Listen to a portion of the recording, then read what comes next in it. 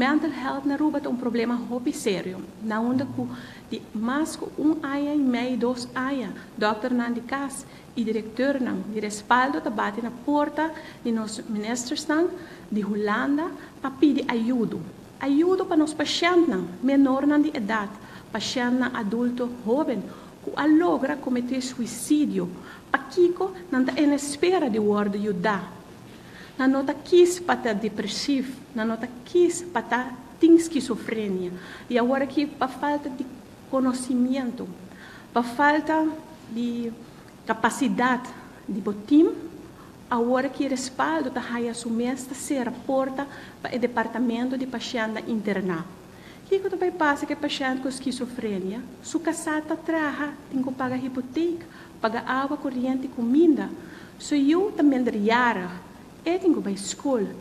Não tem a capacidade de conhecimento para ajudar e cuidar de tata, não caçar, não eu. É uma hobby grande para cuidar não. É sabe que qual que nós não queremos na Aruba. Que eu também só suceder on the long run que paciente aqui quizás tem que ser admitido em hospital, não onde a capacidade não tem. Para falta de conhecimento, para falta de vontade, o governo de Aruba implementar o recorte de 60 milhões, é 5,5%. Nós não podemos carregar mais. Nós estamos atualmente com o wachttijd, por exemplo, para operar breuk está mais com ano. Paciente em espera para operar gastric bypass, está on hold.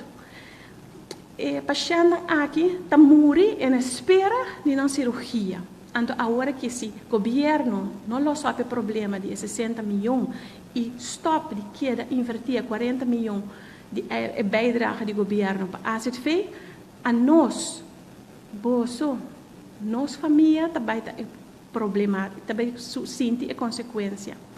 Nós não temos o cuidado necessário, nós também temos doctor não capacidade suficiente e nurse não abandonando a Aruba, botawa com nurse e doctor não menos bom, tá word receba hasi bom e on the long run tem mais paciente agora que com amputação de pia não tá queda simbang não opgenomen no hospital não tá é cabeça de família na onde que não por vai trabalhar mais é consequência de 60 milhões e 40 milhões 5,5% tá hobby grave.